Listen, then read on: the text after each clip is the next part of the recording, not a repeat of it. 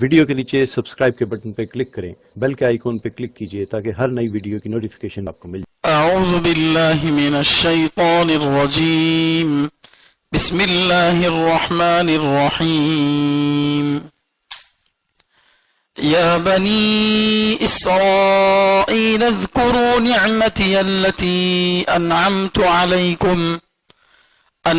علیکم وأوفوا بعہدی اوف بعہدکم وإیای فارہبون وآمنوا بما أنزلت مصدقا لما معكم ولا تكونوا أول كافر به ولا تشتروا بآياتي ثمنا قليلا وإياي فاتقون ولا تلبسوا الحق بالباطل وتكتموا الحق وأنتم تعلمون وأقيموا الصلاة وآتوا الزكاة واركعوا مع الراكعين صدق اللہ العظیم۔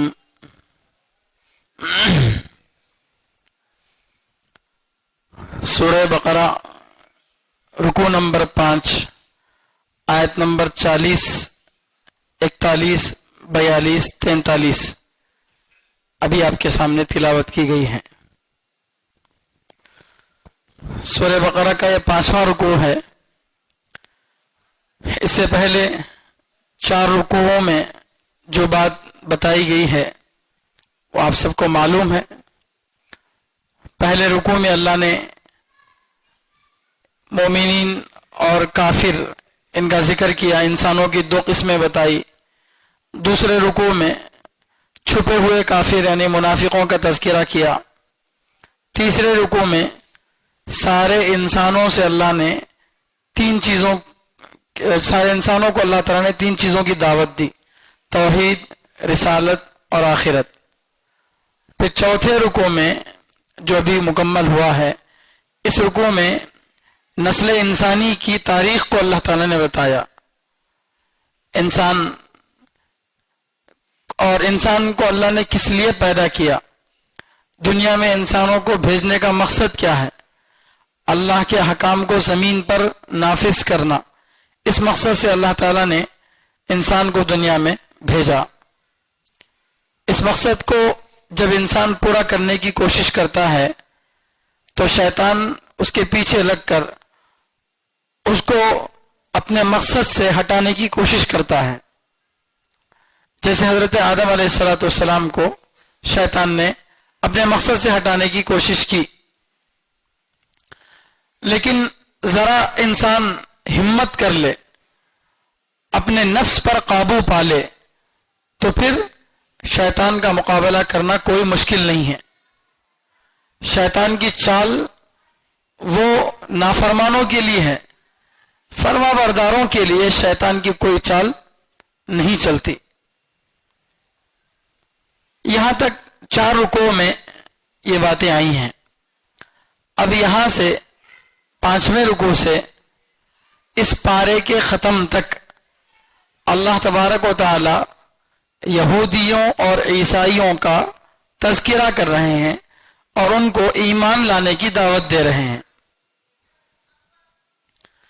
سوال یہ پیدا ہوتا ہے کہ آدم علیہ السلام کے ذکر کے بعد سیدھے موسیٰ علیہ السلام کے پاس چلے گئے، حالانکہ آدم علیہ السلام کے بعد بڑے پیغمبر حضرت نوح علیہ السلام، ان کے بعد حضرت ابراہیم علیہ السلام، ان کا تذکرہ نہیں کیا گیا۔ جواب یہ ہے اللہ بہتر جانتے ہیں اپنی حکمت، لیکن سمجھانے کے لیے کہا جاتا ہے کہ حضرت نوح علیہ السلام 950 سال اپنی امت میں محنت کیے، تو ان کی امت کی بڑی تعداد تو وہی تھی جو نافرمان تھی، اور سب ہلاک ہو گئے۔ اور جو امت حضرت نوح علیہ السلام کی ایمان لے آئی وہ بہت کم تھی، بہت تھوڑی تھی۔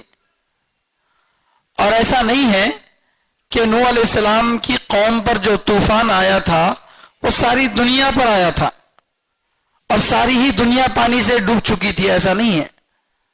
وہ خاص علاقے میں طوفان آیا تھا، اس وقت دنیا کی آبادی دوسرے علاقوں میں بھی تھی. تو حضرت نوح علیہ الصلوۃ والسلام کی جو امت اجابت اور امت دعوت، یہ دونوں تقریباً ختم ہو گئے، اس لیے ان کا تذکرہ یہاں نہیں کیا گیا. یعنی جو ان پر ایمان نہیں لائے وہ تو ہلاک ہو گئے عذاب سے، جو ایمان لائے وہ بھی بہت تھوڑے تھے، ان کی زیادہ نسل نہیں چلی. اب اس کے بعد حضرت ابراہیم علیہ الصلوۃ والسلام کا نمبر آتا ہے. ابراہیم علیہ السلام کا تذکرہ اس پارے میں ہے، لیکن ابھی آگے آ رہا ہے. اب آگے پیچھے کرنے میں حکمت اللہ بہتر جانتے ہیں. حضرت ابراہیم علیہ الصلوۃ والسلام کے 8 بیٹے تھے. 2 بیٹے اس میں مشہور ہے، حضرت اسماعیل علیہ السلام اور حضرت اسحاق علیہ السلام. اور 2 بیویاں مشہور ہیں، بڑی بیوی حضرت سارہ اور چھوٹی بیوی حضرت ہاجرہ. بڑی بیوی کی جو اولاد ہے وہ چھوٹے ہیں، اور چھوٹی بیوی کا بیٹا بڑا ہے. حضرت ہاجرہ چھوٹی بیوی ہیں، لیکن ان کے بیٹے حضرت اسماعیل وہ حضرت ابراہیم علیہ السلام کے بڑے بیٹے ہیں. اور بڑی بیوی سے جو بیٹا پیدا ہوا حضرت اسحاق علیہ السلام، وہ چھوٹے ہیں. یہ 2 بیٹے مشہور ہیں، ان کا قرآن میں ذکر بھی آیا ہے، ورنہ تو حضرت ابراہیم علیہ السلام کے 8 بیٹے تھے. مفتی سعید احمد صاحب رحمۃ اللہ علیہ نے بھی اپنی کتاب میں یہ بات لکھی ہے، اور تفسیر ماجدی کے اندر بھی یہ بات موجود ہے. تیسری بیوی تھی حضرت ابراہیم علیہ السلام کی، جن کا نام تھا قطورہ، قاف تا واو را ہ، قطورہ. اس اولاد کو بنو اسرائیل کے بجائے بنو قطورہ کہتے تھے. وہ اولاد جو ہے زیادہ مشہور نہیں ہوئی تاریخ کے اندر، ورنہ تھے ابراہیم علیہ السلام کو 8 بیٹے. ان میں سب سے پہلے بیٹے تھے حضرت اسماعیل علیہ الصلوۃ والسلام. اسماعیل علیہ الصلوۃ والسلام کی اولاد میں کوئی نبی نہیں سوائے حضرت محمد مصطفیٰ صلی اللہ علیہ وسلم کے. اور حضرت اسحاق علیہ الصلوۃ والسلام کی اولاد میں اسحاق علیہ السلام کے بیٹے حضرت یعقوب. حضرت یعقوب علیہ السلام کا ہی دوسرا نام ہے اسرائیل. علماء نے لکھا ہے اللہ کے نبی صلی اللہ علیہ وسلم کے علاوہ کسی بھی نبی کے 2 نام نہیں ہیں. کسی بھی نبی کے 2 نام نہیں ہیں. محمد صلی اللہ علیہ وسلم کے نام محمد بھی ہے، احمد بھی ہے، قرآن میں دونوں ناموں سے ذکر کیا ہے، لیکن کسی اور نبی کے 2 نام نہیں ہیں. صرف حضرت یعقوب علیہ السلام کے 2 نام ہیں. ایک نام یعقوب ہے، دوسرا نام اسرائیل ہے. آج جو ملک اسرائیل ہے وہ انہی کے نام سے ہے، چونکہ وہاں عیسائی یہودیوں کی آبادی ہے اور عیسائی بھی رہتے ہیں وہاں پر، تو اس لیے وہ اسی پیغمبر کے نام سے وہ بستی ہے. تو حضرت اسرائیل حضرت یعقوب علیہ الصلوۃ والسلام، ان کی اولاد میں حضرت یوسف علیہ السلام ہے. حضرت یوسف علیہ السلام کے 400 سال بعد حضرت موسیٰ علیہ السلام پیدا ہوئے. حضرت یوسف علیہ السلام کے 400 سال بعد حضرت موسیٰ علیہ السلام پیدا ہوئے. موسیٰ علیہ السلام پر ایمان لانے والی قوم جو موسیٰ علیہ السلام کو تو نبی مانتی ہے لیکن عیسیٰ علیہ السلام کو نہیں مانتی، اس کو بولتے ہیں یہودی. اور جو عیسیٰ علیہ السلام کو مانتی ہے موسیٰ علیہ السلام کو نہیں مانتی، اس کو بولتے ہیں عیسائی. اور جو دونوں کو مان کر نبی کو مانتی ہے اس کو بولتے ہیں مسلمان. بہت سارے لوگ غلط مطلب سمجھتے ہیں. مسلمان بولتے جو پیغمبر محمد صلی اللہ علیہ وسلم کو مانتے ہیں، عیسائی بولتے جو عیسیٰ علیہ السلام کو مانتے ہیں، یہودی بولے تو جو موسیٰ علیہ السلام کو مانتے ہیں. یہ غلط بات ہے. یہودی اس کو کہتے ہیں جو موسیٰ علیہ السلام کو مانتے تھے، عیسیٰ علیہ السلام کو نہیں مانتے تھے. ہاں عیسیٰ علیہ السلام آنے سے پہلے ماننے کا سوال نہیں، لیکن جب عیسیٰ علیہ السلام آ گئے، آنے کے بعد ان پر ایمان نہیں لائے. عیسیٰ علیہ السلام آ جانے کے بعد ان پر ایمان نہ لائے. حضرت موسیٰ علیہ السلام کے بعد 4000 نبیوں کو اللہ نے اسی نسل میں بھیجا ہے. 4000 نبیوں کو. یہ حضرت مفتی سعید احمد صاحب رحمۃ اللہ علیہ لکھتے ہیں، ورنہ بعض لوگ جو ہے اس سے بھی زیادہ بڑی تعداد بتاتے ہیں. بنو اسرائیل میں تقریباً 70,000 نبیوں کو اللہ نے بھیجا. تو اتنی بڑی تعداد میں اللہ تعالیٰ نے ان کے پاس نبیوں کو بھیجا. تو بہرحال حضرت موسیٰ علیہ السلام کو مانتے تھے. جب عیسیٰ علیہ السلام آئے تو کرنا کیا چاہیے تھا؟ عیسیٰ علیہ السلام پر ایمان لانا تھا، کیونکہ اللہ کے نبی صلی اللہ علیہ وسلم سے پہلے جتنے نبی تھے ان کی نبوت وقتی تھی اور زمانی تھی. ایک زمانے کے لیے، ایک جگہ کے لیے تھی. آفاقی اور عالمی نبوت کسی کی نہیں تھی. تو ایک وقت کے لیے تھی. دوسرے نبی آتے تو ان کی شریعت چلتی، پہلے والی شریعت ختم ہو جاتی. تو وہ لوگ کیا کیے؟ عیسیٰ علیہ السلام کے آنے کے بعد بجائے عیسیٰ علیہ السلام پر ایمان لانے کے ان کی جان کے پیچھے پڑ گئے، اور یہاں تک کہ ان کو سولی دینے، ان کو قتل کرنے کی کوشش کی ہے. تو الغرض یہ یہودی قوم ایک تاریخی اور نسلی قوم ہے. اس کو بنی اسرائیل کہا جاتا ہے.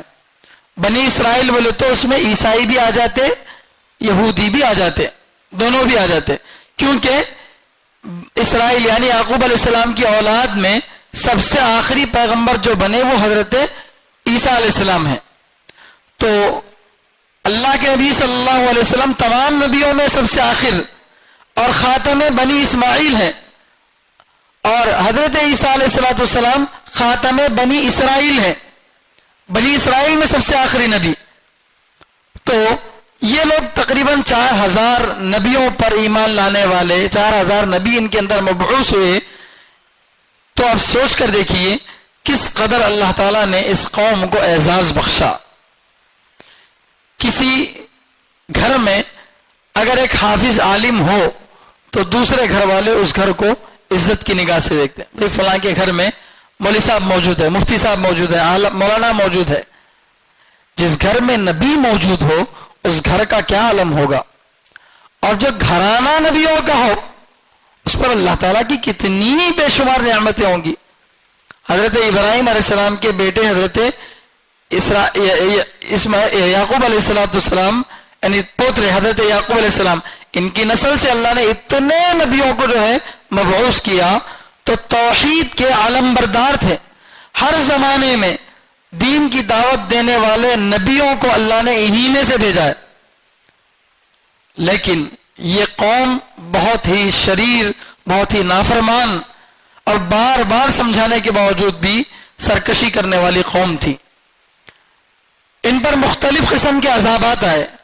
9ویں پارے کے اندر اللہ تعالیٰ نے ان پر آنے والے عذابات کا ذکر کیا ہے. والقمل والضفادع والدم آیات مفصلات. مختلف قسم کے عذابات ان پر آئے ہیں. یہاں پر بھی الف لام میم میں ان پر اللہ کی طرف سے 10 نعمتیں اور ان کی 10 غلطیاں اور ان پر 10 اللہ تعالیٰ کے عذابات، ان سب کا تذکرہ یہاں پر اس پارے کے اندر بھی موجود ہے. تو بہرحال یہاں اب آدم علیہ السلام کے تذکرے کے بعد کس کا تذکرہ کیا جا رہا؟ موسیٰ علیہ السلام کا، موسیٰ علیہ السلام کی قوم کا تذکرہ کیا جا رہا. وجہ کیا ہے؟ وجہ یہ بتائی گئی کہ آدم علیہ السلام کے بعد نوح علیہ السلام کی جو امت دعوت قبول نہیں کی وہ ہلاک ہو گئی، اور جو دعوت قبول کی وہ بہت تھوڑی تھی، ان کا بھی زیادہ دنوں تک رواج نہیں رہا، اس لیے ان کا تذکرہ یہاں نہیں کیا گیا. بعد میں حضرت ابراہیم علیہ السلام آئے، ان کا تذکرہ الف لام میم میں ہے مگر بعد میں کیا جا رہا. اب ابراہیم علیہ السلام کی نسل میں یہ پیغمبر تھے. ایک ربط پچھلے سے یہ ہوا. دوسرا اور آسان طریقہ سمجھو، اللہ تعالیٰ نبیوں کو تو تقریباً 1.25 لاکھ بھیجا، لیکن کتابیں کتنی اتارا؟ کتابیں کتنی اتارا اللہ تعالیٰ؟ 4 بڑی کتابیں اور چھوٹی چھوٹی کتابیں سب ملا کے 100، تقریباً 100 کے قریب کتابیں اللہ تعالیٰ اتارا ہے، جس میں 4 کتابیں بڑی ہیں. سب سے پہلی کتاب کون سی ہے؟ سب سے بڑی کتاب قرآن کریم ہے. سب سے بڑی کتاب قرآن کریم ہے. اور قرآن شروع ہوا قرآن سے، قرآن کی فضیلت کو بیان کرتے ہوئے کہ اس میں کوئی شک نہیں ہے. اب قرآن کے بعد دوسرے درجے پہ کون سی کتاب ہے؟ تورات. قرآن کے بعد اگر کسی کتاب کا مقام ہے تو کس کا ہے؟ تورات کا. اب تورات جس پر اتری وہ کون پیغمبر تھے؟ موسیٰ علیہ السلام. ان کی قوم کو کیا کہا جاتا ہے؟ یہودی. تو یہودیوں کا تذکرہ ہوا. تو اگر نبی کو دیکھیں گے تو یہ تذکرہ اس نبی کے بعد اس نبی کے درمیان اتنا گیپ چھوڑ کر کیوں ذکر کر رہے ہیں، اس کی وجہ میں بتا دیا. اگر کتاب کو دیکھیں گے تو قرآن کے بعد سب سے افضل کتاب کون سی ہے؟ تورات ہے، اسی لیے اس کا ذکر شروع ہوا. کوئی اشکال ہی نہیں، کوئی سوال ہی نہیں پیدا ہوتا.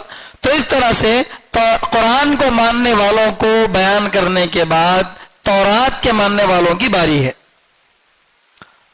تورات کو ماننے والے یہودی ہیں، اور یہودی اور آگے چل کر عیسائی، یہ دونوں ایک ہی ہیں، الگ الگ نہیں ہیں.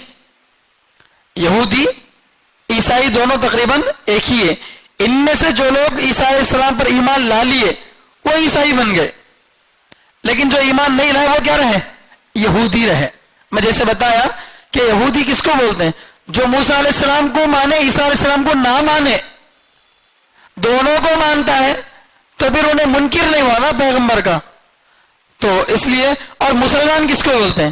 جو موسیٰ علیہ السلام کو بھی مانتا ہے، عیسیٰ علیہ السلام کو بھی مانتا ہے کہ یہ دونوں پیغمبر اپنے اپنے زمانے میں اپنی امت کے پاس آئے، ان پر اللہ تبارک و تعالیٰ نے کتاب نازل کی، اور ان پیغمبروں نے اپنی امت تک اللہ کا جو ہے پیغام پہنچا دیا.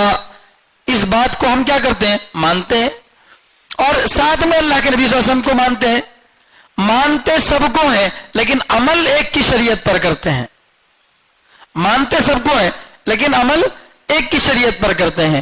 جیسے کوئی آدمی کسی سے بیعت کرتا ہے، ایک اللہ والے سے بیعت کر لیا تو وظیفہ ذکر انہوں جو بتائے وہ کرے گا، لیکن تعلق سب سے رکھتا ہے. جتنے علماء آئیں گے، جتنے اللہ والے آئیں گے، سب کے پاس جاتا، سب سے نصیحت سنتا، لیکن اصلاحی تعلق کس سے رکھتا؟ ایک سے رکھتا. ویسا ہی یہ بھی مسئلہ ہے جو ہے بنی اسرائیل کا مسئلہ. تو یہاں اللہ تبارک و تعالیٰ ان کا تذکرہ جو ہے تفصیل سے کر رہے ہیں. بنو اسرائیل کا تذکرہ یا یہودیوں کا تذکرہ یہاں بہت تفصیل سے کیا گیا. کیوں کیا گیا؟ اس لیے کہ یہ بہت ہی ناز والی قوم تھی. ان کو اپنے اوپر بڑا گھمنڈ تھا، بڑا غرور تھا. وجہ کیا تھی؟ اس لیے کہ اللہ تعالیٰ ان میں بے شمار نبیوں کو بھیجا، ان پر اللہ تعالیٰ کی بڑی بڑی کتابیں نازل ہوئیں، اور ان پر اللہ تبارک و تعالیٰ کے بڑے بڑے انعامات نازل ہوئے. آسمان سے من و سلوہ اللہ نے ان کے لیے نازل کیا. اللہ تعالیٰ نے سمندر میں 12 راستے ان کے لیے بنائے. اللہ نے وَفَضَّلْنَاهُمْ عَلَى كَثِيرٍ مِّمَّنْ خَلَقْنَا تَفْضِيلًا ان کے بارے میں کہا. سارے عالم پر اللہ نے ان کو فضیلت دی سوائے مسلمانوں کے. تو یہ بڑی بڑی فضیلتیں ان کو دی تھی. تو ان فضیلتوں کا احترام کرتے ہوئے ان کو کرنا کیا چاہیے تھا؟ متواضع بن کر اللہ کی نعمتوں کا شکر ادا کرتے ہوئے اللہ کی بات کو ماننا چاہیے تھا. لیکن ہوا کیا؟ اللہ کی نعمتیں جو ان پر بڑھتی گئیں ویسے ویسے ہی اللہ کے نافرمان ہوتے گئے. تو اللہ نے کیا کیا؟ اس قوم سے کام کو نکالا، دوسری قوم کو دیا. بنو اسرائیل سے نکال کر بنو اسماعیل کو اللہ تعالیٰ نے ایک کام سونپا ہے. یہ اللہ کا اصول ہے، یاد رکھیے. اللہ کا دین کسی کا بھی محتاج نہیں ہے. ہم اگر اللہ کے دین کی محنت کر رہے ہیں تو اس میں ہماری اپنی جو آخرت بنتی، اللہ کا کوئی فائدہ اس میں نہیں ہے. گلستان میں ایک شعر ہے کہ منت منہ کے خدمت سلطان ہمی کنی، منت بشناس ازو کہ بخدمت داشتاست. احسان مت جتلا کہ تو بادشاہ کی خدمت کر رہا، بلکہ یہ احسان مان کہ تجھ جیسے انسان کو بادشاہ اپنی خدمت کے لیے رکھ لیا، ورنہ اسے خدمت کے لیے کتنے نہیں ملتے. تو بادشاہ کی خدمت کر کے تو احسان نہیں جتلانا.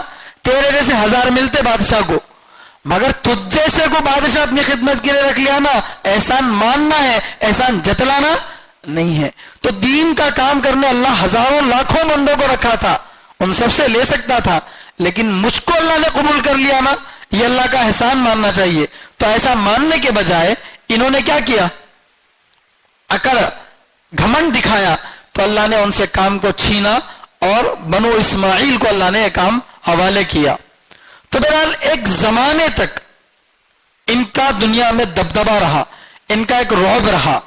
لیکن جس وقت قرآن کریم اتر رہا تھا اب یہ قوم دنیا میں تتر بتر ہو چکی تھی, پھیل چکی تھی.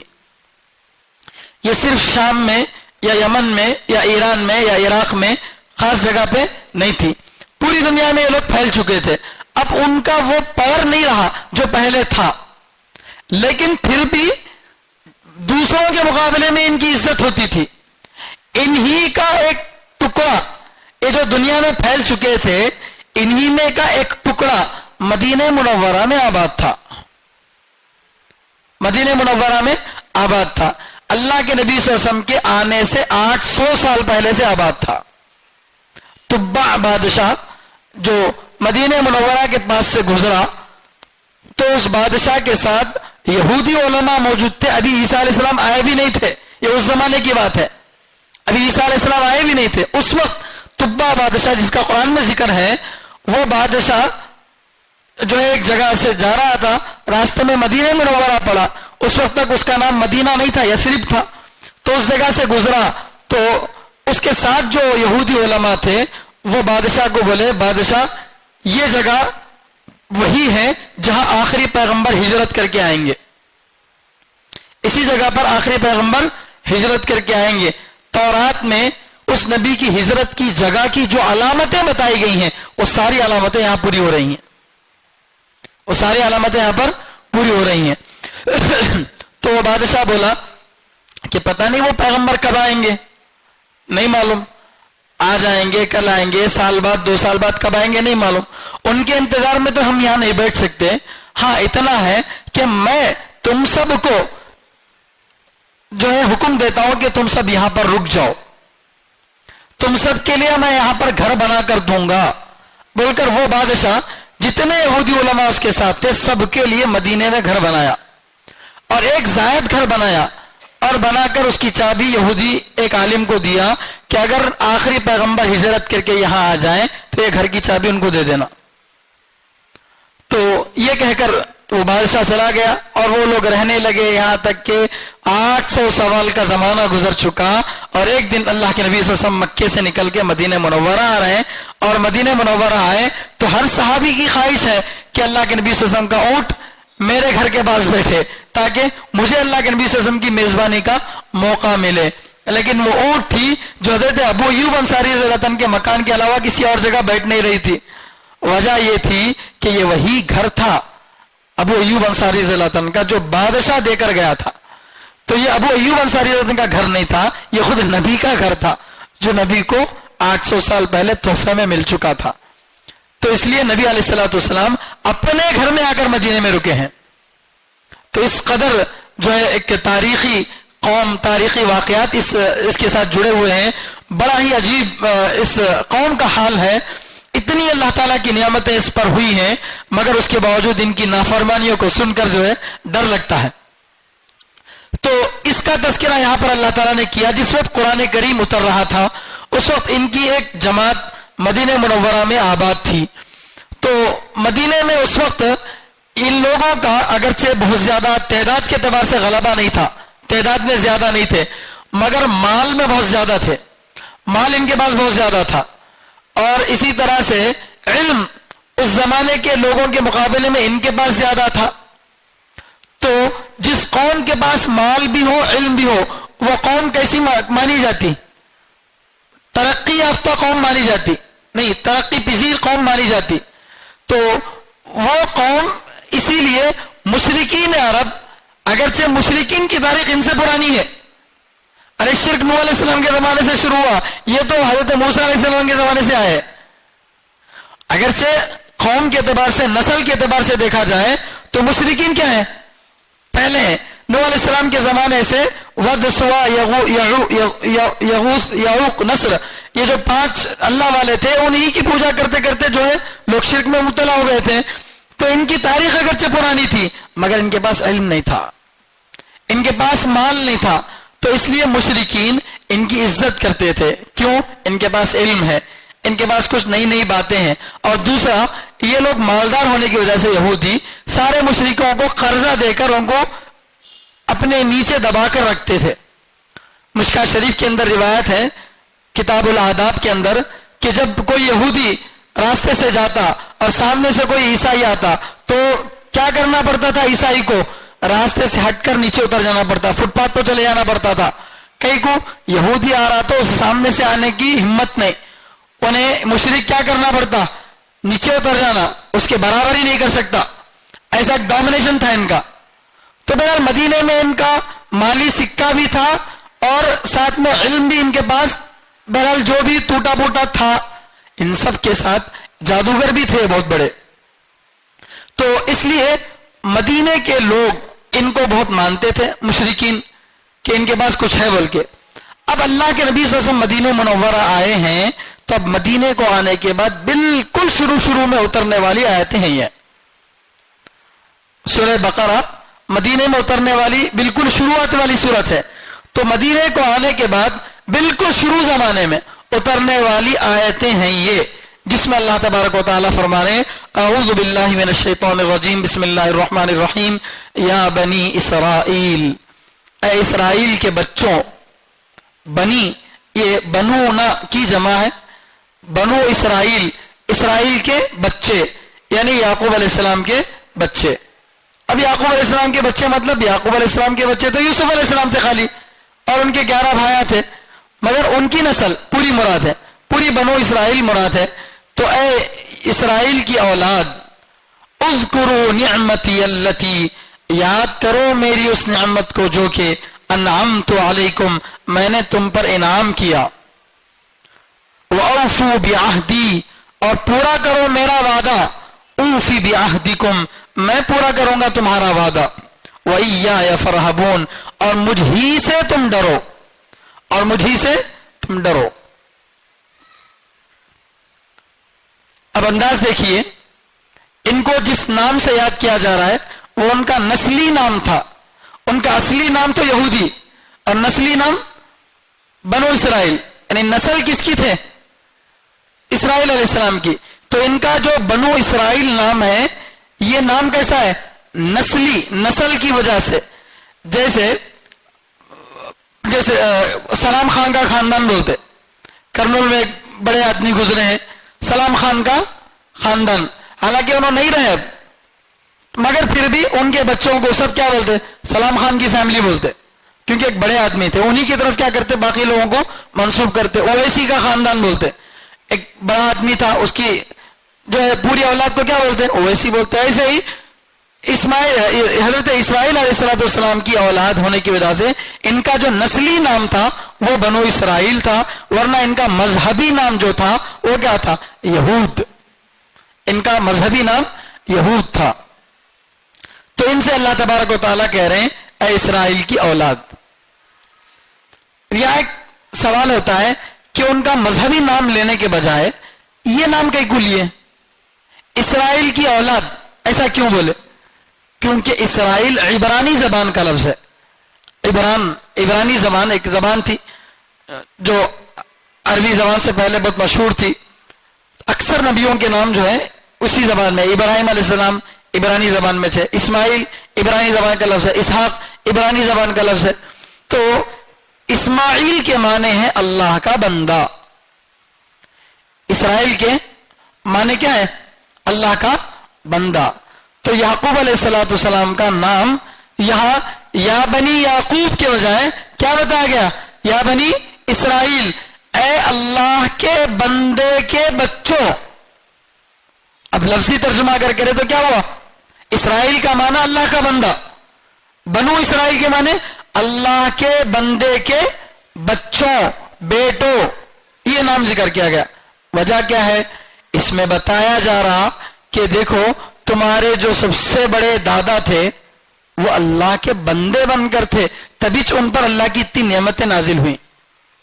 تمہیں بھی اگر اللہ کے بندے بن کر رہیں گے تو اللہ تعالیٰ کی نعمتیں تمہارے پر بھی باقی رہیں گی. تو نام ایسا ذکر کیا گیا جو کام کی طرف اشارہ کر رہا. نام ایسا لیا گیا اللہ کے بندے کے بچوں، تاکہ معلوم ہو کہ ہمارے بڑے جو تھے وہ ہماری طرح نافرمان نہیں تھے، ہماری طرح نبیوں کو قتل کرنے والے نہیں تھے، وہ تو اللہ کے بندے بن کر تھے. تو ہم کو بھی کیسا بننا چاہیے؟ اللہ کا بندہ بننا چاہیے. یہ سبق دینے کے لیے اللہ نے یہ نام ذکر کیا اور کہا یا بنی اسرائیل، اے اسرائیل کے بچوں، اذکروا، ذرا یاد کرو، نعمتی، میری نعمت کو، میری نعمت کو، التی انعمت علیکم، جو میں نے تم پر نعمت کی، جو میں نے تم پر احسان کیا، اس نعمت کو کیا کرو؟ یاد کرو. اللہ کی نعمت کیا تھی ان پر؟ اللہ تعالیٰ کی نعمت یہ تھی کہ اللہ تعالیٰ نے اس پوری نسل کو اپنے دین کی حفاظت کے لیے، توحید کے لیے قبول کیا تھا. ہزاروں نبی اللہ نے اس خاندان میں بھیجے تھے. فرعون سے اس قوم کو اللہ نے نجات دیا. اس قوم کے لیے اللہ نے سمندر میں 12 راستے بنائے. اس قوم کے لیے اللہ نے آسمان سے دسترخوان اتارا. اس قوم کے لیے اللہ نے پتہ نہیں کیا کیا کیا. ان پر اتنے بے شمار انعامات اللہ تعالیٰ نے اتارے ہیں. تو اللہ کہہ رہے کہ اللہ تم میری نعمتوں کو یاد کرو. کیوں نعمتیں کیوں یاد دلا رہی؟ کیونکہ عربی کی کہاوت ہے الانسان عبد الاحسان. الانسان عبد الاحسان، انسان جو ہے احسان کا غلام ہوتا ہے. انسان احسان کا غلام ہوتا ہے. جب آدمی آپ پر کوئی احسان کر دے تو پھر آپ اس پر سختی نہیں کر سکتے. حضرت مولانا اشرف علی تھانوی رحمۃ اللہ علیہ کے پاس ایک دیہاتی آدمی آیا اور حضرت کو لا کر مٹھائی کا ڈبہ دے دیا. حضرت بڑے اللہ والے تھے، لوگوں کو جانتے تھے مزاج کو. حضرت دیکھتے اسے سمجھ کے ذرا گڑبڑ آدمی ہے. بلکہ حضرت تھانوی رحمۃ اللہ علیہ کے پاس خلافت دینا تو دور، بیعت کرنے کے واسطے بھی شرائط تھے. اتنا قابل ہوا تو بیعت کرتے تھے، ورنہ اس کی بیعت بھی نہیں کرتے تھے. تو وہ بیچارہ آیا اور لا کر مٹھائی کا تحفہ دیا. 1-2 دن انتظار کرا، یہ سوچ کر کہ حضرت 2 بیویوں کو آدھا آدھا ڈبہ بھیج ڈالے رہتے، کھا لیے رہتے. اب آیا، بولا حضرت میرے کو بیعت کراؤ. تو حضرت بولے بیعت کرنے کے لیے یہ شرطیں ہیں بیٹا، تمہیں یہ شرطیں پوری کر کے آؤ پھر میں بیعت کرتا ہوں. نہیں کرنا سوچ تو میں نہیں، ایسا نہیں کرتا، میں نہیں کرتے. وہ تو میرا میٹھے کا ڈبہ واپس دو. وہ ڈبہ دینا جو مہیلا کو دیا تھا، نہیں وہ دینا میرے کو. بولے اچھی بات ہے. خادم کو بولا ہے جا کو ڈبہ لاؤ، ان کو دے ڈالے اسے. انہیں پتا پانی. کئی کو حضرت پہچان لیے کہ انہیں ذرا گڑبڑ آدمی دکھ رہا. اگر اس کا میٹھا کھا لیتے تو اب کیا کرنا پڑتا؟ میٹھا تو لوٹا نہیں سکتے، کھا لیے سو. اب کیا کرنا پڑتا؟ مرتا کیا نہ کرتا. تو بیعت کرنا پڑتا تھا. اس وجہ سے کسی کا کھانے سے پہلے 100 بار سوچو. کسی کا کھانے سے پہلے 100 بار سوچو. کھا لیے گئے، اس کا کھا لیے تو اس کا گا لیے، اب اس کا گانا پڑتا. تو اس وجہ سے بہت زیادہ سوچ سمجھ کر کیا کرنا ہے، کھانا پینا ہے. سمجھے؟ آج لوگ دعوت کو بہت بڑی نعمت سمجھ کے بھاگتے ہے نہیں. بہرحال تفسیر وہ بات الگ ہو جاتی. تو اللہ تعالیٰ کیا کر رہے ہیں؟ نعمت کو ذکر کر رہے ہیں. کیوں؟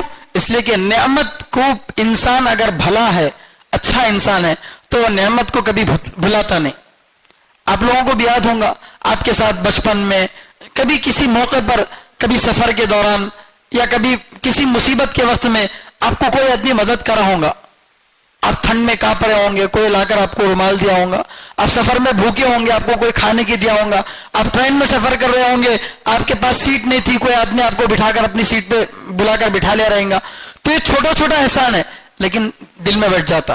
ارے فلاں آدمی میرے کو کیا کرا تھا، فلاں ٹائم پہ کرا تھا. تو اس لیے دل میں اگر وہ بندہ مل گیا تو میں بھی اس کے ساتھ کیا کرنا، اچھا سلوک کرنا. بول کے ایک انسان اگر رہا تو اس کے اندر ضرور یہ جذبہ رہتا.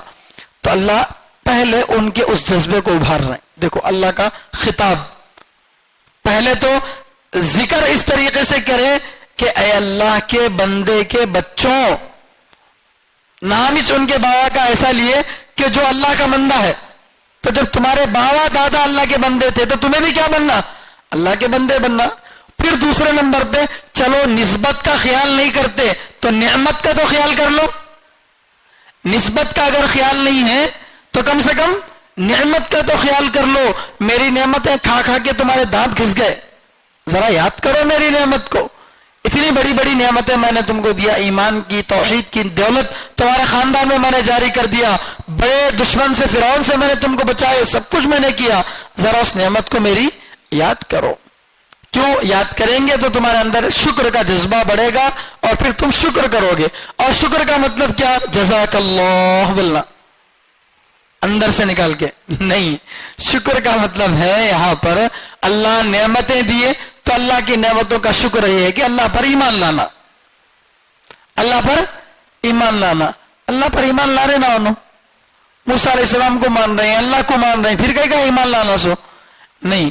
اب پیغمبر بدل گئے تو اب بدلے ہوئے پیغمبر پر ایمان لانے کا اللہ کیا کر رہے ہیں؟ حکم دے رہے ہیں. تو اب اس پیغمبر پر بھی ایمان لانا اللہ کا حکم ہے. اگر پیغمبر پر ایمان نہیں لا رہے تو یہ پیغمبر کو نہیں بلکہ اللہ کو جھٹلا رہے ہیں. کس کو جھٹلا رہے ہیں؟ اللہ کو جھٹلا رہے ہیں. کیوں؟ جو اللہ وہ کرو بولا تو کرے, یہ کرو بولا تو نہیں کر رہے. تو تمہیں وہ کرے بھی تو اللہ بولا بول کے نہیں, تمہارا دل چاہا بول کے کرے, ورنہ اللہ بولا بول کے کرتے تو وہ بھی کرتے یا نہیں کرتے. تو اس لیے تم کیا کرو؟ میری نعمت کو یاد کرو, میری بڑی بڑی نعمتیں تم پر ہیں. دیکھو قرآن کا انداز, اس بنی اسرائیل پر جب اللہ تعالیٰ اپنی نعمتوں کا اظہار کر رہے ہیں تو نعمت کا حوالہ دے کے اللہ تعالیٰ بول رہے ہیں کہ میری نعمتوں کو یاد کرو, میرے احسانات کو یاد کرو بول کے. لیکن جب امت محمدیہ کا تذکرہ کر رہے ہیں تو فَاذْكُرُونِي أَذْكُرْكُمْ, مجھے تم ڈائریکٹ یاد کر لو میں تم کو یاد کروں گا. یا فَاذْكُرُوا نِعْمَتِي, میری نعمت کو یاد کرو بول کے مسلمانوں سے نہیں بول رہے. تو اس امت کے ساتھ اللہ کا خاص تعلق ہے. یہ نعمت احسانات کی وجہ سے اللہ تک نہیں پہنچ رہی, ڈائریکٹ اللہ تعالیٰ سے اپنا تعلق رکھ رہی ہے. احسانات کرے بول کے اللہ تعالیٰ سے اپنا تعلق نہیں, بلکہ احسان کرے نہ کرے ہم کیا کر رہے ہیں؟ اللہ تعالیٰ کا اپنے اللہ تعالیٰ سے اپنا تعلق جوڑ رہے ہیں. تو اللہ امت محمدیہ کا ذکر کیا تو نعمت کو بھی اس میں نہیں لایا, ڈائریکٹ یہ بولا اذکرونی, مجھے یاد کرو, میری نعمتوں کو نہ کو, مجھے یاد کرو, اذکرکم, میں بھی تم کو یاد کروں گا. تو یہ اللہ تعالیٰ کا بڑا عجیب تعلق ہے. اللہ ہم کو اس کی جو سمجھ کی توفیق عطا فرمائے. تو میری نعمتوں کو یاد کرو. تو نعمت سے مراد کیا؟ ایمان, نبیوں کو بھیجنا, فرعون سے نجات وغیرہ, یہ سب چیزیں جو ہے نعمت ہیں. وَأَوْفُوا بِعَهْدِي, اور تم میرا وعدہ پورا کرو. اوفو بعہدی, تم میرا وعدہ پورا کرو. اب یہ تیسرا حوالہ دے رہے ہیں. پہلے تو نسب کا حوالہ دیے, تمہارے باپ دادا ایسے تھے بول کے. دوسرا حوالہ دیے کس کا؟ نعمت کا. نسبت کو تو دیکھو, نعمت کو تو دیکھو, نہ نسبت دیکھ رہی نہ نعمت دیکھ رہی, تو کم سے کم وعدہ تو پورا کرو. وعدہ کیا پورا؟ وعدہ اللہ تعالیٰ کیا لیے تھے؟ اللہ تعالیٰ تمام لوگوں سے وعدہ لیے, کیا بول کے؟ الست بربکم, کیا میں تمہارا رب نہیں ہوں؟ تو سب لوگ مل کر کیا بولے؟ بلا, کیوں نہیں. قالو کے معنی بولے, وہ سب لوگ مل کر بولے, کیا بولے؟ بلا, کیوں نہیں, آپ ہی ہمارے رب ہیں. تو اللہ تعالیٰ سب کی روحوں کو سامنے رکھ کر وعدہ لیا کہ میں تمہارا رب ہوں, میرے اوپر ایمان لانا دیکھو بول کے. وہ وعدہ لینے کے بعد دنیا کا یہ نظام شروع ہوا, روحوں کو اللہ تعالیٰ بھیجتا گیا. تو ایک وعدہ تو سب سے لیے ہیں, دوسرا وعدہ اللہ نبیوں سے لیے ہیں. وَإِذْ أَخَذَ اللَّهُ مِيثَاقَ النَّبِيِّينَ لَمَا آتَيْتُكُم مِّن كِتَابٍ وَحِكْمَةٍ ثُمَّ جَاءَكُمْ رَسُولٌ مُّصَدِّقٌ لِّمَا مَعَكُمْ لَتُؤْمِنُنَّ بِهِ وَلَتَنصُرُنَّهُ قَالَ أَقَرَرْتُمْ وَأَخَذْتُمْ عَلَى ذَلِكُمْ إِصْرِي قَالُوا أَقَرَرْنَا قَالَ فَاشْهَدُوا وَأَنَا مَعَكُمْ مِنَ الشَّاهِدِينَ. یہ دوسرا وعدہ ہے جو اللہ نبیوں سے خاص طور پر لیا. نبیوں سے اللہ کیا وعدہ لے رہے ہیں؟ وعدہ یہ لے رہے ہیں کہ دیکھو میں تم کو کتاب بھی دیا, نبوت بھی دیا, کتاب اور حکمت دیا. پھر تمہارے زمانے میں اگر نبی آخر الزمان حضرت محمد صلی اللہ علیہ وسلم اگر تمہارے زمانے میں آ جائیں تو اب تمہاری شریعت پر عمل نہیں کرنا ہے, تم کو اپنی کتاب پر عمل نہیں کرنا ہے, بلکہ ان پر ایمان لانا ہے. لَتُؤْمِنُنَّ بِهِ, نبی آخر الزمان پر ایمان لانا ہے. کسی بھی زمانے کے نبی کے درمیان اگر کیا ہو جائے, نبی آ جائے, تو نبی پر کیا کرنا ہے؟ ان کو ایمان لانا ہے. بہرحال جب نبی جس زمانے میں آئیں گے اس زمانے میں نبی پر ایمان لانا ہے. اس لیے معراج کی رات میں جب اللہ کے نبی صلی اللہ علیہ وسلم گئے تو سارے انبیاء کرام اللہ کے نبی صلی اللہ علیہ وسلم کو تسلیم کیے نہیں کیے؟ تسلیم کیے, تبھی تو ان کے پیچھے نماز پڑھے. ارے تبھی تو کیا کریں, ان کے پیچھے نماز پڑھے. افضل جو ہوتا وہی امام ہوتا ہے. تو نبی ان کو اپنا امام بنائے اس لیے کہ وہ نبی کو مانتے تھے, نبی پر ایمان لاتے تھے. نبی پر ایمان لانا ہی نہیں بلکہ ان کی مدد بھی کرنا. وَلَتَنْصُرُنَّ, تو اللہ تعالیٰ سارے نبیوں سے وعدہ لیا. اب نبیوں سے وعدہ لیے تو یہ وعدہ کس سے بھی ہے؟ ان کی امت سے بھی ہے. کس سے بھی ہے؟ ان کی امت سے بھی ہے. اسکول میں ماں باپ کو بلا کر بولے دیکھو تمہیں بچے کو 9 بجے تک بھیج ڈالنا, برابر ٹائم پہ اسکول کو بھیجنا, وعدہ کرو بول کے, ہاں بول کے بولے. اب بچہ کیا بولا, تمہیں وعدہ کرے سو میں نہیں بول گو, تمہیں وعدہ کرے سو میں نہیں کرا. تو کیا کرتا ہے باپ کلا لال کرتا, کہیں کو میں ہی وعدہ کرا تو وعدہ کرے سر کا, اس لیے کہ تو میرے تابع ہے. تو کس کے تابع ہے؟ میرے تابع. تیری فیس, تیری اسکول, ساری چیزیں کون برداشت کر رہے؟ میں برداشت کر رہا ہوں. تو میرا وعدہ کوئی تیرا وعدہ ہے نہیں. تو نبیوں سے وعدہ لیے تو کس سے بھی وعدہ ہوا؟ امتیوں سے بھی وعدہ ہوا. تو 4000 سے زیادہ نبی اس قوم میں آئے نا, ان کے نبیوں سے وعدہ لیے تو کس سے بھی وعدہ ہوا؟ ان سے بھی کیا ہوا؟ وعدہ ہوا. کیا بول کے؟ نبی آخر الزمان آئیں گے تو تم کیا کرنا؟ ان پر ایمان لانا بول کے. وعدہ کرے نہیں کرے؟ کرے, پھر ایمان لاؤ. یہ دوسرا وعدہ ہے. تیسرا وعدہ جو خاص طور پر یہودیوں سے اللہ تعالیٰ لیے, وہ 6ویں پارے میں اللہ تعالیٰ فرما دیں موسیٰ علیہ السلام کی قوم کو جب فرعون سے اللہ نے بچایا, نجات دیا, تو اس وقت اللہ تعالیٰ وعدہ لے رہے ہیں وَإِذْ أَخَذَ اللَّهُ مِيثَاقَ بَنِي إِسْرَائِيلَ وَبَعَثْنَا مِنْهُمُ 12 نَقِيبًا. تو یہ وعدہ اللہ تعالیٰ ان سے لے رہے ہیں. تو اس طرح سے اللہ نے ان سے الگ الگ وعدے لیے.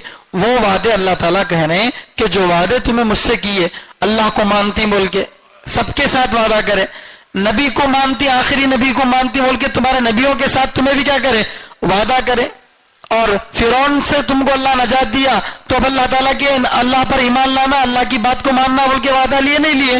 تو اللہ کی بات ہی ہے. جو اللہ تورات دیا وہی اللہ قرآن بھی دیا. جو اللہ موسیٰ علیہ السلام کو پیغمبر بنا کر بھیجا وہی اللہ حضرت محمد صلی اللہ علیہ وسلم کو بھی پیغمبر بنا کر بھیجا. ان کو ماننا, ان کو نہ ماننا یہ غلط ہے. تو لہذا ان کو بھی مانو اور مان کر کیا کرو؟ اپنا وعدہ پورا کرو. وَأَوْفُوا بِعَهْدِي, میرا وعدہ پورا کرو. اوفی بعہدکم, میں تمہارا احسان نہیں رکھ لوں گا. اللہ پر ایمان لا کے کوئی احسان تو نہیں کرتا, پھر بھی ظاہری طور پر اپنا وعدہ پورا کر لیے تو اب اللہ بھی کیا کریں گے؟ اوفی بعہدکم, میں بھی تمہارا وعدہ پورا کروں گا. امر کے جواب میں فعل مضارع ہے اسی لیے مجزوم ہوا. اوفی بعہدکم, میں بھی تمہارا وعدہ کیا کروں گا؟ پورا کروں گا. اللہ کا وعدہ کیا تھا بندوں سے؟ اللہ کا یہ وعدہ یہ ہے کہ اگر بندے ایمان لائے اللہ پر اور نیک اعمال کیے تو اللہ تعالیٰ کیا کریں گے؟ ان کو جنت میں داخلہ کریں گے. اللہ تعالیٰ ان کو کیا کریں گے؟ جنت میں داخلہ عطا فرمائیں گے, دنیا کی غموں سے نجات عطا فرمائیں گے. تو میں بھی کیا کروں گا؟ تمہارا وعدہ پورا کروں گا. وَإِيَّايَ فَارْهَبُونَ, اور مجھی سے تم ڈرو, مجھی سے تم ڈرو. ڈرنے کے واسطے یہاں فرحبون استعمال کیا گیا, ورنہ بہت ساری جگہوں پہ وَإِيَّايَ فَاتَّقُونَ جیسے آگے چارہ وَلَا تَكُونُوا أَوَّلَ كَافِرٍ بِي وَلَا تَشْتَرُوا بِآيَاتِي ثَمَنًا قَلِيلًا وَإِيَّايَ فَاتَّقُونَ. تقوی اس کے معنی بھی ڈرنا اور رہب اس کے معنی بھی ڈرنا, لیکن تقوی سے پہلے کا جو ڈر ہے اس کو بولتے ہیں رہبانیت. رہب نہیں, تقوی کا مقدمہ ہے یہ. وَإِيَّايَ فَارْهَبُونَ, مجھی سے تم ڈرو, ایسا ڈرو کہ تم کو متقی بننا آسان ہو جائے. اللہ سے ایسا ڈرو کہ تم کو کیا ہو جائے؟ اللہ پر ایمان لانا, گناہوں سے بچنا, نیک کام کرنا تمہارے لیے کیا ہو جائے؟ آسان ہو جائے. مجھی سے تم ڈرو. یہ اللہ تبارک و تعالیٰ جو ہے بنی اسرائیل سے کہہ رہے ہیں کہ میری نعمتوں کو یاد کرو جو میں نے تم پر کیا, میرا وعدہ پورا کرو, میں بھی تمہارا وعدہ پورا کروں گا, اور مجھی سے ڈرو. وَآمِنُوا بِمَا أَنزَلْتُ, اور ایمان لے آؤ اس کتاب پر جو میں نے اتارا, اور ایمان لاؤ اس کتاب پر جو میں نے اتارا. کس کتاب کو اللہ نے اتارا؟ تورات تو اتر گئی, انجیل بھی اتر گئی, اب یہ خطاب اسرائیل سے ہے نا, بنی اسرائیل سے ہے نا. تو اب ان 2 کتابوں کے بعد اترنے والی کتاب کون سی ہے؟ قرآن کریم. تو لہٰذا یہاں بما انزلتو سے مراد کیا ہے؟ قرآن ہے. وآمنوا بما انزلتو, اور ایمان لے آؤ اس کتاب پر جو میں نے اتارا مصدقا لما معکم، جو کتاب تصدیق کرنے والی ہے، سچا بتلانے والی ہے اس کتاب کو جو تمہارے ساتھ ہے. یعنی اللہ کہہ رہے ہیں کہ ایک تو میرا وعدہ پورا کرو، نبی پر ایمان لاؤ، دوسرا قرآن پر ایمان لاؤ. کیوں قرآن پر ایمان کیوں لانا ہے؟ اس لیے کہ قرآن میں کوئی اچنبی بات نہیں ہے، کوئی ایسی بات نہیں ہے جو تمہاری پہلی کتابوں میں بتائی نہ گئی ہو. یعنی بنیادی طور پر بیسک باتیں، توحید کا ذکر وہاں بھی ہے یہاں بھی ہے. وہاں انجیل میں بھی تورات میں بھی اللہ کو ایک ہی کہا گیا، یہاں پر بھی اللہ کو ایک ہی کہا جا رہا. وہاں پر بھی آخرت کا عقیدہ بیان کیا گیا، یہاں پر بھی آخرت کا عقیدہ بیان کیا جا رہا. وہاں پر بھی نبیوں پر ایمان لانے کا ذکر، یہاں پر بھی وہی ذکر ہے. تو تمہاری کتاب میں اور قرآن میں بنیادی کانسیپٹ ایک ہی ہے. ہاں احکام الگ الگ ہو سکتے ہیں. تمہارے پاس زکوٰۃ کا حکم الگ تھا، یہاں زکوٰۃ کا حکم، شریعت الگ ہے، لیکن دین سب کا ایک ہے، سب کا دین ایک ہے. تو اس لیے تم ایمان لاؤ اس کتاب پر جو میں نے اتارا، یعنی قرآن پر ایمان لاؤ. کیوں ایمان لانا ہے قرآن پر؟ مصدقا لما معکم، اس حال میں کہ قرآن سچا بتلانے والا ہے اس کتاب کو جو تمہارے ساتھ ہے. تمہارے ساتھ جو تورات ہے یا تمہارے ساتھ جو انجیل ہے، اس کتاب کی تصدیق کر رہی ہے کون؟ قرآن. کس اعتبار سے تصدیق کر رہی؟ قرآن یہ کہتا ہے کہ پہلے نبیوں پر اللہ نے تورات اتارا، انجیل اتارا. وانزلنا التوراۃ والانجیل ہے نا، قرآن میں ہم نے تورات اتارا اور انجیل اتارا. تو قرآن کہتا ہے کہ پہلی کتابیں اللہ نے اتاری، وہ بھی اللہ کی کتابیں. تو تصدیق ہوئی نہیں ہوئی؟ پرانی کتابوں کو بھی قرآن کیا کر رہا؟ ایکسپٹ کر رہا کہ ہاں مجھ سے پہلے بھی کیا ہوئی تھی، بہت ساری کتابیں اتری تھی، خاص طور پر تورات اور انجیل. دوسری بات کیا ہے تصدیق کا مطلب کیا ہے بولے تو، پرانی کتابوں میں تورات اور انجیل کے اندر بھی حضرت محمد مصطفیٰ صلی اللہ علیہ وسلم پر ایمان لانے کا بار بار ذکر تھا. تورات کے اندر بھی انجیل کے اندر بھی کیا بات ذکر تھی؟ آخری زمانے میں ایک پیغمبر آئیں گے، اس پیغمبر پر تم کیا کرو؟ ایمان لاؤ. بلکہ بار بار کیا کہا گیا تھا؟ اس میں ذکر کیا گیا تھا. وہی بات تو تم سے کہی جا رہی، کوئی نئی بات تھوڑی کہی جا رہی. ایسا نہیں کہا گیا تورات کے اندر کہ تم صرف تورات کو مانو، صرف موسیٰ علیہ السلام کو مانو، یا تم صرف انجیل کو مانو، یا عیسیٰ علیہ السلام کو مانو اور کسی کو مت مانو. ایسا نہیں کہا گیا. انہی کتابوں میں انہی نبیوں کی زبان سے یہ کہا گیا تھا کہ ہمارے بعد ایک آخری نبی آئیں گے، اس نبی پر تم ایمان لانا، ان کی کتاب پر بھی ایمان لانا. تو جو وعدہ تمہارے نبیوں نے تم سے لیا، جو اقرار تمہاری کتابوں نے تم سے لیا، اسی کا ذکر قرآن کر رہا ہے. کوئی نیا وعدہ، نئی بات تم سے بیان نہیں کر رہا. جو وعدہ تم پہلے سے کر چکے ہو اسی کو دہرا رہا قرآن. تو لہذا اس کا انکار کرنا صحیح ہے؟ اب اس کا انکار گویا پرانی کتابوں کا انکار ہے. اس کا انکار گویا کس کا انکار ہے؟ پرانی کتابوں کا انکار ہے. اگر کوئی کتاب مثلا فضائل اعمال کے اندر ایک حدیث لکھی ہوئی ہے بخاری شریف کی، لکھی ہوئی ہے وہ فضائل اعمال میں ہے، اگر کوئی یہ کہے کہ فضائل اعمال کی حدیث کو میں نہیں مانتا، تو بخاری کی حدیث کو مانتا کیا انہیں؟ بھائی وہ حدیث بخاری شریف سے لے کے کہاں لکھے؟ فضائل اعمال میں لکھے. تو انہیں کیا بولتا؟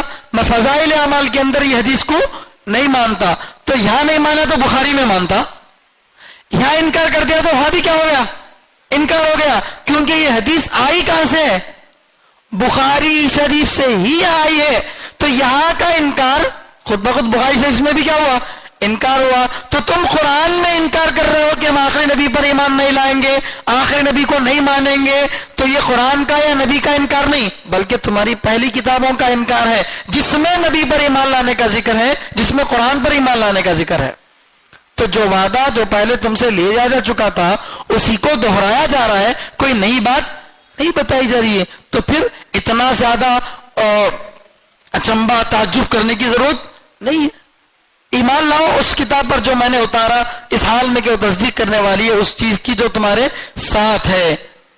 وَلَا تَكُونُوا أَوَّلَ كَافِرٍ بِهِ، اور قرآن کے سب سے پہلے منکر نہ بنو، قرآن کے سب سے پہلے انکار کرنے والے نہ بنو. یہاں جو بات بتائی جا رہی ہے اس میں اشکال ہوتا ہے. اللہ کے نبی صلی اللہ علیہ وسلم کیا ڈائریکٹ مدینہ منورہ کے اندر آئے یا مکے میں سے مدینے میں آئے؟ ارے مکے میں رہ کر کہاں ہے؟ مدینہ منورہ کو آئے. تو مکہ مکرمہ میں 13 سال آپ تھے تو کیا سب ایمان لا لیا پر؟ ارے کفر کرے نہیں کرے وہاں لوگ؟ تو سب سے پہلے کفر کرنے والے مشرکین نہ تھے؟ قریش کے لوگ ہی کیا کیے؟ سب سے پہلے کفر کیے. تو سب سے پہلا کافر کون ہے؟ قریش، مشرکین مکہ، یہی کہتے ہیں سب سے پہلے کافر تھے. لیکن اللہ بول رہے ہیں کس سے؟ یہودیوں سے بول رہے ہیں وَلَا تَكُونُوا أَوَّلَ كَافِرٍ بِهِ، قرآن کے سب سے پہلے منکر مت بنو بول کے. ارے وہ سب سے پہلے منکر کا، اس سے پہلے بھی قرآن کا کیا جا چکا ہے؟ انکار کیا جا چکا ہے. مشرکین قرآن کا انکار کر دیے تھے، عرب کے دوسرے قبیلے قرآن کا انکار کر دیے تھے. تو ان کا انکار پہلا انکار کیسے ہوا؟ بات سمجھ میں؟ تو مکے کے اندر 13 سال آپ تھے، 13 سال میں جو ایمان لانے والے تھے وہ تو تھوڑے تھے، بقیہ سب لوگ کیا کیے؟ انکار کیے، قرآن کو نہیں مانا، قرآن کا مذاق اڑایا. تو انکار تو پہلے ان لوگوں نے کیا، مگر کیا کہہ رہے ہیں؟ ان کو کہہ رہے ہیں کہ تم سب سے بڑے قرآن کے منکر مت بنو. تو یہ کس اعتبار سے؟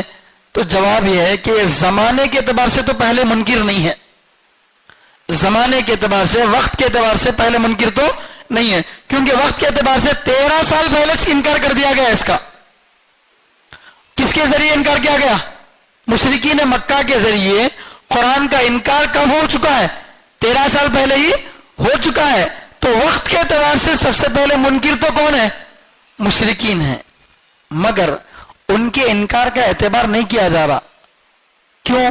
اس لیے کہ مشرکین مکہ علم والے نہیں تھے، وہ علم والے نہیں تھے، کتاب والے نہیں تھے. یہ الگ بات ہے کہ ایمان لانا ان پر بھی ضروری تھا. وہ اپنا مقتدا حضرت ابراہیم علیہ السلام کو مانتے تھے. تو ابراہیم علیہ السلام جب تمہارے بڑے ہیں تو تمہیں ابراہیم علیہ السلام کی بات کو ماننا، انہی کی اولاد میں اللہ کے نبی صلی اللہ علیہ وسلم ہے. تو بہرحال لیکن جان کر انکار کرنا یہ بڑی غلطی ہے، نہیں جانتا اس لیے انکار کرنا یہ چھوٹی غلطی ہے. رہے نہیں، ایک آدمی کو کوئی بات نہیں معلوم اس لیے انہیں بول رہا ہے میرے کو نہیں معلوم بھئی یہ بول کو. ایک آدمی کو معلوم ہو کر بھی کیا کر رہا؟ انکار کر رہا. سمجھے؟ ایک مثال، مدرسے میں بچے آپس میں بحث کر لیے تو ایک بچہ دوسرے بچے کو مارا. تو اس ٹائم پہ 2-4 بچے سامنے تھے اور باقی بچے کسی اور جگہ تھے. تو جو بچے باہر تھے مسجد سے ان سے بلا کر استاذ پوچھے تمہیں دیکھے کیا میاں بول کے؟ ہم نہ نہیں معلوم بولتے ہیں، انہوں مارے نہیں مارے ہمارے کو نہیں معلوم بول رہے ہیں. ٹھیک ہے، اب انہیں مارنے والا انکار کر رہا میں نہیں مارا بول کو، مگر اس کو کون تو سپورٹ کرنا، تو جو نہیں تھا انہیں سپورٹ کر سکتا کیا؟ نہیں. جو سامنے تھے دیکھے میں مارا نہیں مگر پھر بھی کیا کر رہے ہیں؟ انکار کر رہے ہیں، نہیں مارے نو بولتے ہیں تو تکلیف کیا ہوتی؟ زیادہ ہوتی. انہیں نہیں تھا اس لیے کیا کہ ایک بول ڈالا، انہیں سامنے ہو کو بھی میں نہیں مارا تو بھی کیا بول رہا؟ مارا بولتا ہے. دیکھ، تو جان کر بھی کیا کرنا؟ انکار کرنا. یہ بہت بڑی غلطی ہے. تو چونکہ ان کے پاس علم نہیں تھا، مشرکین مکہ کے پاس، ان کا انکار بھی اگرچہ انکار ہی ہے مگر بڑے والا انکار کس کا ہے؟ ان کا تھا. دوسری وجہ یہ ہے کہ علم والے ہونے کی وجہ سے سارے مشرکین ان کو اپنا بڑا سمجھتے تھے، ان کو اپنا بڑا سمجھتے تھے. اب بڑا انکار کر دیا تو اگرچہ بعد میں انکار کرا ہو لیکن اس کو پہلے انکار کرنے والا مانتے. سمجھے؟ کوئی مسئلہ پیش آیا، 2-4 لوگ بولے نہیں بھائی ایسا نہیں ہوا رہتا بول کے، اسلام میں ایسا نہیں ہے. بعد میں مولانا آئے، مفتی صاحب آئے، مفتی صاحب کو پوچھے کیا مفتی صاحب ایسا ہے کیا بول، تو انہوں بھی انکار کر ڈالے. تب لوگ حوالہ کیا دیتے؟ پہلے مفتی کا حوالہ دیتے یا مدنی کا حوالہ دیتے؟ ایک چیز کے جائز ناجائز ہونے میں اختلاف ہوا. اب موزن صاحب کیا بول ڈالے؟ یہ ناجائز بول ڈالے، یہ کام کیا ہے؟ ناجائز بول ڈالے. مگر لوگ کیا نہیں کرے؟ ان کی بات پہ بھروسہ نہیں کرے، ان کے پاس علم نہیں ہے، انہوں عالم نہیں ہے بول کے. مفتی صاحب آئے، آنے کے بعد مفتی صاحب سے لوگ مسئلہ پوچھے تو مفتی صاحب بھی ناجائز ہی بولے. تب حوالہ لوگ کس کا دیں گے؟ مفتی صاحب کا دیں گے، ان کا دیں گے؟ مفتی صاحب کا. حالانکہ پہلے کون انکار کرے؟ इन्हों इनकार करे, मगर हवाला किसका दे रही? उसका, क्योंकि उनके पास इल्म है नहीं? तो वैसे इनकार तो अगरचे जमाने के एतबार से इन्होंने बाद में किया, मगर इनके पास इल्म था, इनकी किताबों में कुरान का, नबी का जिक्र था, जानकर इनकार करने में बड़ा इनकार है, और तुम्हारे इनकार की वजह से और लोग भी इनकार करेंगे। इसलिए तुम्हें पहले मुनकिर मत बन जाओ, वरना तुम्हारे इनकार को देखकर और मुशरिकीन क्या करेंगे? इनकार कर बैठेंगे। इस एतबार से इनको पहले मुनकिर कहा गया, वला तकूनु अव्वला काफिरिन भी, तुम पहले मुनकिर मत बन जाओ। तो आखिरी मुनकिर बन सकते, इसका मतलब आखिरी मुनकिर बन सकते? नहीं, यहां मकसूद पहला आखिर से ऐसा नहीं है कि शुरू में इनकार न करो, बाद में वाला तो इनकार करो, ऐसा नहीं है। मुतलक इनकार मना है, लेकिन मुतलक इनकार में शुरू में से इनकार कर देना बहुत बड़ा इनकार। समझ रहे बात? आपका कोई मामला मेरे पास आया तो बच्चा बोल रहा मौलाना मैं नहीं करा बोल को, तो मेरी जिम्मेदारी क्या? मैं पहले तहकीक करना, बच्चा करा कि नहीं करा कि बोल को। मैं तहकीक करने से पहले बोल रहा नहीं चल, ऐसा बोल दिया मैं, तो बच्चे को क्या होती? तकलीफ होती। मालूम करे नहीं, पूछे नहीं, फर्स्ट क्या कर डाले? इनकार कर डाले। पहले लोगों से मालूमात करते क्या भी इन्हें करा नहीं करा बोल के, फिर इनकार करते तो इनकार तब भी हुआ, लेकिन जरा दिल को क्या होता? ये होता कि भाई मालूम कर को इनकार करिए होगा। यहां क्या हुआ? फर्स्ट क्या कर दिए? इनकार कर दिए। तो इनकार पहले करे तो भी इनकारिश, बाद में करे तो भी इनकारिश, लेकिन पहला इनकार ज्यादा बड़ा गुनाह है। क्यों? इसलिए कि मनिस्तन्न सुन्नतन, हदीस में आता है कि जो आदमी कोई रास्ता इख्तियार करता है और बकिया लोग उस पर चलते हैं, तो अगर सही रास्ता है, उसने सही रास्ते की बुनियाद डाली और उस पर बकिया लोग चल रहे हैं, तो सारे लोगों के नेक अमल का सवाब उसको मिलता। और अगर कोई आदमी गलत रास्ते की बुनियाद डाला और उस पर चलकर सारे लोग क्या करें? गलत रास्ते इख्तियार करें, तो बकिया लोगों का गुनाह भी इसको मिलता नहीं। आदम अलैहिस्सलाम के दो बेटे थे, हाबिल और काबिल। काबिल जो था वो नाकाबिल था, हाबिल जो था वो अच्छा था। तो काबिल क्या किया? हाबिल को मार दिया। तो सबसे पहले मर्डर करने वाला कौन? काबिल।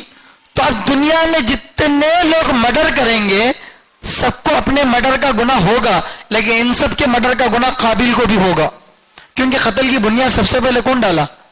उन्हें डाला। और जितने लोग कत्ल हो जाकर सब्र करे उनको अपने सब्र का सवाब मिलेगा, और बड़ा सवाब किसको मिलेगा? हाबिल को मिलेगा।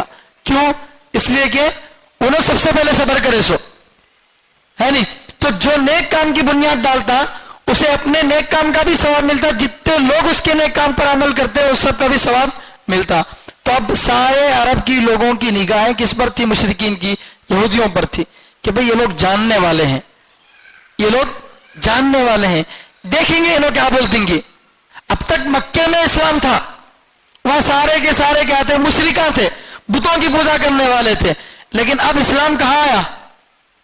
अहले किताब ईसाइयों और यहूदियों के दरमियान में आया है।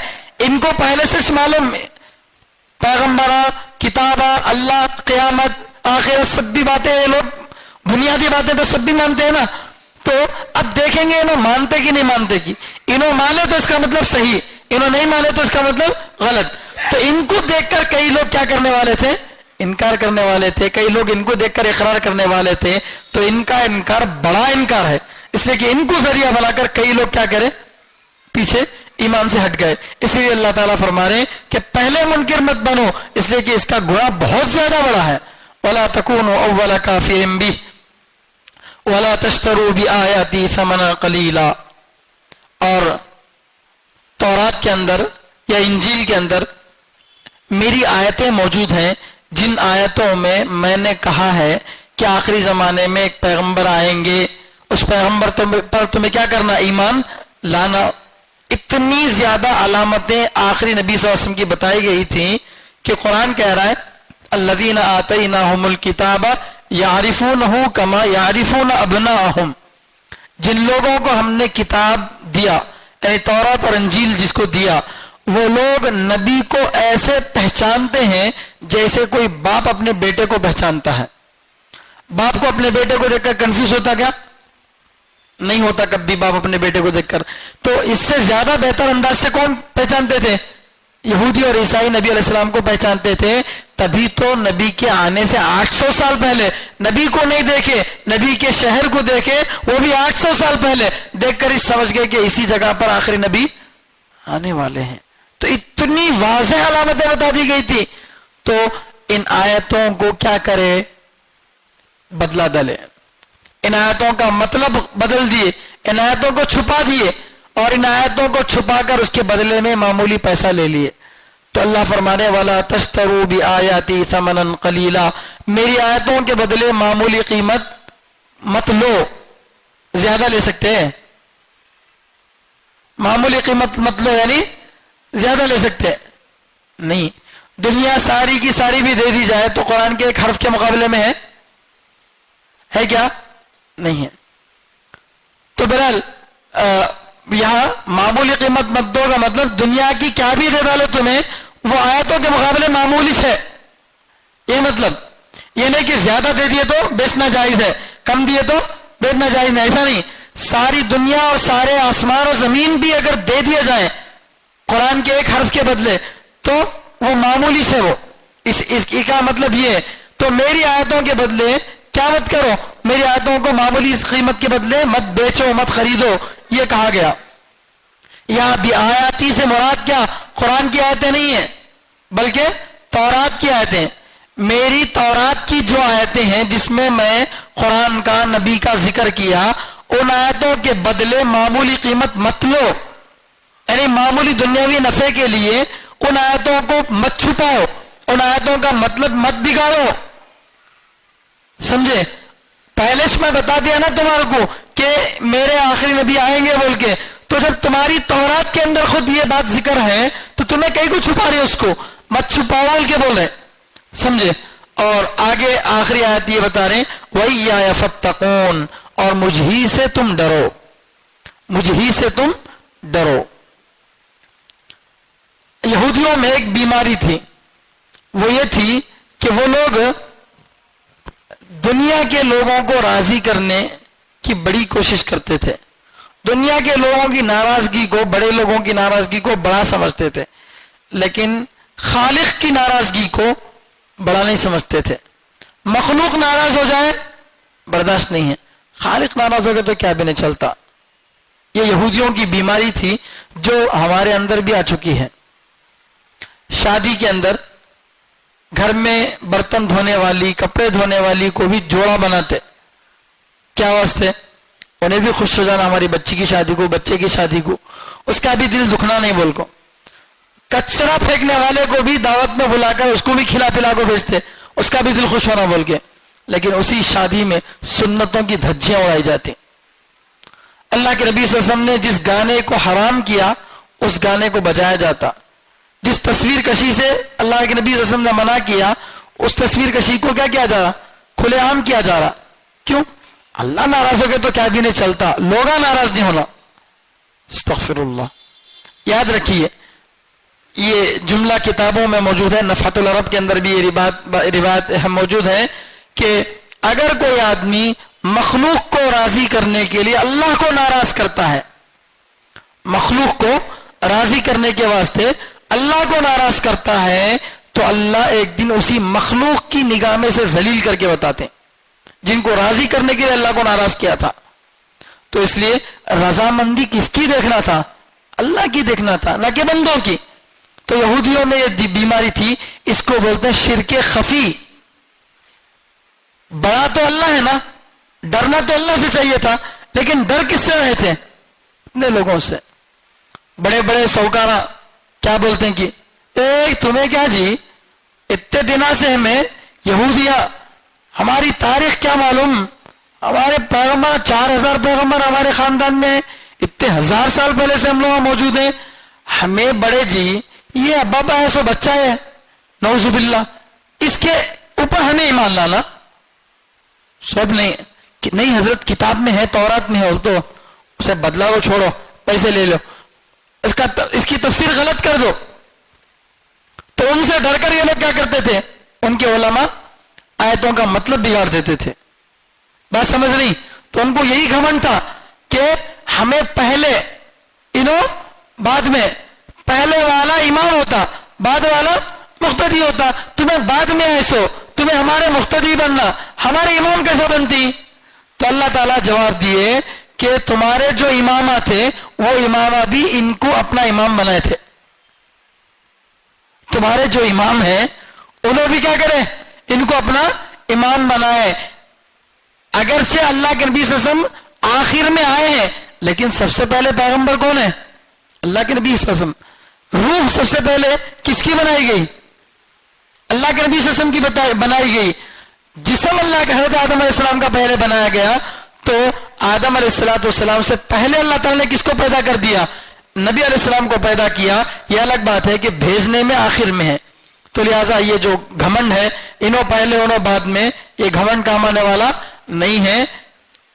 تو اس لیے ان سے ڈر کر آیتوں کا مطلب مت بگاڑو، اور ڈرو کس سے؟ وَإِيَّايَ فَاتَّقُونَ، مجھ ہی سے ڈرو. شرک خفی سے اور اسی طرح سے نفسانی بیماریوں سے تم بچو. وَلَا تَلْبِسُوا الْحَقَّ بِالْبَاطِلِ، اور حق کو ناحق کے ساتھ مت خلط ملط کرو. وَتَكْتُمُوا الْحَقَّ، اور حق کو مت چھپاؤ. وَتَكْتُمُوا سے پہلے بھی لا محذوف ہے. وَلَا تَلْبِسُوا الْحَقَّ بِالْبَاطِلِ وَلَا تَكْتُمُوا الْحَقَّ، نہ حق کو باطل سے خلط ملط کرو، نہ حق کو چھپاؤ. وَأَنْتُمْ تَعْلَمُونَ، اس حال میں کہ تم جانتے ہو. اگر کوئی بات عام نہیں ہونا ہے، کسی بات کو دبا دینا ہے، تو اس کے دو طریقے ہیں. ایک طریقہ تو یہ ہے کہ اس بات کو چھپا دو، اس کتاب کو یا اس بات کو کیا کر دو؟ چھپا دو، دبا دو. نہیں، اگر چھپنے والی بات نہیں ہے، سب کے سامنے آنے والی بات ہے، تو اس میں ڈاؤٹ پیدا کر دو. اس میں کیا کر دو؟ ڈاؤٹ پیدا کر دو. سمجھ رہے؟ آج یہ دونوں چیزوں پر عمل ہو رہا. بہت ساری چیزیں ایسی ہیں جن کو چھپایا جاتا اسلام کی، جو چیزیں چھپ نہیں سکتی، چھپ کر آ گئی، وہ چھپ گئی تو چھپتی نہیں. اب کتابوں میں چھپ گئی اس لیے چھپی نہیں. تو جو کتابوں میں موجود ہے اس کو تو چھپا نہیں سکتے، تب اس کو کیا کرنا؟ اس میں ڈاؤٹ ڈال دینا. یہ ناجائز کہتے، وہ جائز کہتے، اس میں خلط ملط کر کے، اس میں لڑا کر کیا کرو؟ اس کے اندر شک پیدا کر دو. تو یہ دو طریقے ہیں کسی بھی بات کو جھٹلانے کے. تو اللہ تعالیٰ دونوں طریقوں کو منع کر رہے ہیں کہ حق کو ناحق کے ساتھ خلط مت کرو، حق کو حق رکھو، ناحق کو ناحق رکھو. تو اللہ کے نبی صلی اللہ علیہ وسلم کی بعثت صحیح تھی، اس کو غلط باتوں سے کیا مت کرو، مت جوڑو. وَلَا تَلْبِسُوا الْحَقَّ بِالْبَاطِلِ وَتَكْتُمُوا الْحَقَّ، اور حق کو چھپاؤ بھی نہیں. وَأَنْتُمْ تَعْلَمُونَ، اس حال میں کہ تم جانتے ہو، یعنی حق کے حق ہونے کو جانتے ہو، باطل کے باطل ہونے کو جانتے ہو، پھر بھی اگر تم چھپا رہے ہو تو یہ صحیح بات نہیں ہے. کیا ایک آخری بات ہے، وہ بات بتا کر اپنی بات مکمل کرتا ہوں. اوپر جو آیا وَلَا تَشْتَرُوا بِآيَاتِي ثَمَنًا قَلِيلًا، میری آیتوں کے بدلے معمولی قیمت مت لو. تو یہاں پہلی بات تو آیات سے مراد تورات کی آیتیں، قرآن کی آیتیں نہیں ہیں. مان لو، چلو مطلق مان لو، قرآن کی آیتیں بھی اگر اس میں لے لیے تو اب سوال یہ پیدا ہوتا کہ قرآن پڑھا کر اجرت لے سکتے کیا؟ قرآن پڑھا کر اجرت، تنخواہ لے سکتے کیا؟ قرآن کی آیت میں میری آیتوں کو معمولی قیمت کے بدلے مت خریدو، مت بیچو، تو اس کا مطلب کیا ہوا؟ ناجائز. قرآن سکھا کر اجرت لینا کیا ہے؟ ناجائز ہے. یہی مذہب امام ابو حنیفہ رحمۃ اللہ علیہ کا ہے. امام ابو حنیفہ رحمۃ اللہ علیہ فرماتے ہیں تعلیم قرآن پر، قرآن سکھانے پر اجرت لینا جائز نہیں ہے. لیکن امام مالک رحمۃ اللہ علیہ، امام احمد رحمۃ اللہ علیہ، امام شافعی رحمۃ اللہ علیہ اس کے جائز ہونے کے قائل ہیں. لیکن حنفیوں میں بھی آخر میں صاحب ہدایہ انہوں نے کہا کہ یہ امام ابو حنیفہ رحمۃ اللہ علیہ جو بولے کہ قرآن سکھا کر مدرسے میں بچوں کو پڑھا کے استاد تنخواہ نہیں لے سکتا، مدرسے میں بچوں کو پڑھا کے کیا نہیں کر سکتا؟ استاد تنخواہ نہیں لے سکتا. کئی کو وہ تو قرآن کی آیتوں کو بیچے سرکار ہو بول کے. یہ بات کب بولے امام ابو حنیفہ رحمۃ اللہ علیہ؟ اس وقت بولے جب حکومت کی طرف سے مدرسے چلتے تھے، مدرسوں کا سارا خرچ حکومت کی طرف سے علماء کو وظیفہ ملتا تھا تو پھر لینے کی ضرورت نہیں تھی. جب حکومتیں اب مسلمانوں کی نہیں رہی یا دیندار حکمران نہیں رہے تو اب مدرسوں میں اگر قرآن پڑھانا چھوڑ دیا جائے اور کوئی بھی حافظ کیا سوچا میں کتنے دیر بیٹھ کو پڑھایا تو بھی کیا میرے کو روپیہ ملنے کا ہے, کیا ثواب نہ ملتا, سو اس واسطے میں کیا کروں گا 4 گھنٹے پڑھانے کے بعد آدھا گھنٹہ پڑھا تو حافظہ بنتے, قرآن کی حفاظت ہوتی نہیں ہوتی. اس میں قرآن کے ضائع ہونے کا اندیشہ ہے. اس وجہ سے بعد میں حضرت صاحب ہدایہ نے فرمایا کہ اب ہمارے زمانے میں جائز ہے, کیونکہ اگر تعلیم پر اجرت نہیں دیں گے تو سکھانے والے نہیں رہیں گے, سکھانے والے نہیں رہیں گے تو مکتب بند, مدرسے بند, سب بند ہو گئے تو اب قرآن کی حفاظت کہاں سے ہوتی؟ دین کی حفاظت کا ذریعہ کون ہے؟ مدارس ہے. دین کی جو حفاظت ہو رہی کس سے ہو رہی؟ مدارس سے ہو رہی. حفاظت کا کام مدارس کرتے ہیں, اشاعت کا کام بہت سارے کرتے ہیں, دین کو پھیلانے کا کام کرنے والے بہت ہیں, لیکن دین کی حفاظت آج بھی کس کی ذمہ داری ہے؟ مدرسوں کی ذمہ داری ہے. تو اس لیے کہا گیا, تو لہذا اگر استاد سکھا کر اس پر اجرت لیتا ہے تو اس کو ناجائز کہنا غلط ہے, اس کو ناجائز کہنا غلط ہے, ورنہ تم جاری کرو. اچھا, قرآن بیچنے والا بیچ کر پیسے لیا تو غلط نہیں, قرآن فری میں دیتے نہیں. مسجد کو گونڈا بنایا, انہیں مسجد بنا کو اجرت لیا تو غلط نہیں. حج کو جا رہے حاجی صاحب, فلائٹ والا ٹکٹ کا کرایہ لے رہا, ہوٹل والا کرایہ لے رہا, سب پیسے لے کو حج کرا رہے تو غلط نہیں. لیکن مولانا اگر پیسے لے لے تو غلط. کئی کو مولانا کو ثواب ملتا تو مولانا کیا ملتا؟ ثواب ملتا. مولانا وہی ثواب پلیٹ میں ڈال کے کھاتے, وہی ثواب پیٹرول کی ٹینک میں ڈالتے, سورہ اخلاص پڑھ کے پیٹرول کی ٹینک میں پھونکتے ٹینک بھر کو آ جاتی, اور خالی بسم اللہ پڑھ کے ایسا ہاتھ پہ بدن پر پھیر لیتے 90 کپڑے آ جاتے.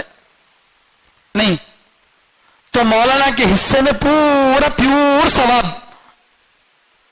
کیا بھی کام کرو, تمہیں امامت کرے تو بھی تنخواہ نہیں لینا حرام, وہ کرے تو بھی نہیں لینا. کئی کو بھی کیا دین کا کام نہیں ہے؟ کیا دین کے کام پہ خالی ہمیں اکیلے اجرت لے رہے ہیں؟ انہوں سب لیے تو اجرت جائز ہے اور ہمیں لیے تو غلط ہے, تو یہ غلط بات ہے. اسی لیے امامت کر کے بھی اجرت لینا جائز ہے. کیوں؟ اگر امام کو تنخواہ پر طے نہیں کریں گے تو امام کو پڑھانا, ہر نماز میں آنا ضروری ہے. انہیں فری رہا تو آتا, اپنے ٹائم پہ آتا. اللہ کے نبی صلی اللہ علیہ وسلم کے زمانے میں ایسا نہیں تھا کہ آدمی ٹائم پہ نماز شروع کر لیتے, امام آندے نہیں آندے, ایسا نہیں. اس زمانے میں امام آیا تو جماعت ٹھہرتی تھی, نہیں تو اتنی دیر تک بیٹھ کو رہا. بخاری شریف کے اندر روایت موجود ہے, ایک دن اللہ کے نبی صلی اللہ علیہ وسلم عشاء کی نماز کے لیے اتنا دیر سے آئے کہ صحابہ نماز کے انتظار میں بیٹھے بیٹھے اونگ رہے تھے صفوں میں, اتنی دیر کو اللہ کے نبی صلی اللہ علیہ وسلم آئے. جب نبی آئے تب نماز ٹھہرتی تھی. اب بھی تم ایسا طے کرو, کوئی امام تنخواہ لینے کے لیے تیار نہیں, کوئی بھی امام تنخواہ نہیں لیتا ہے. نہیں, نماز پڑھنا سے نہ بھائی میرے کو, میں کب گیا کہ جب جماعت ٹھہرنا, میں آیا تو نماز, نہیں تو نہیں, تو پھر کون پیسہ لیتا؟ کون بھی نہیں لیتا. ہاں, تو ایسا کریں گے تو نمازوں کا مسئلہ بگڑتا نہیں بگڑتا. اس لیے کہا گیا کہ کیا کرنا ہے, اس پر اجرت لینا جائز ہے. بہرحال ایک بڑا مسئلہ ہے حنفی مسلک کا, تو اس کو میں مختصراً چھیڑ دیا ہوں. اللہ تعالیٰ سے دعا ہے کہ اللہ تعالیٰ ہم سب کو کہنے سننے سے زیادہ عمل کرنے کی توفیق عطا فرمائے. سبحان اللہ بحمدہ, سبحانک اللہم بحمدک, ونشہد ان لا الہ الا انت ونستغفرک ونتوب الیک.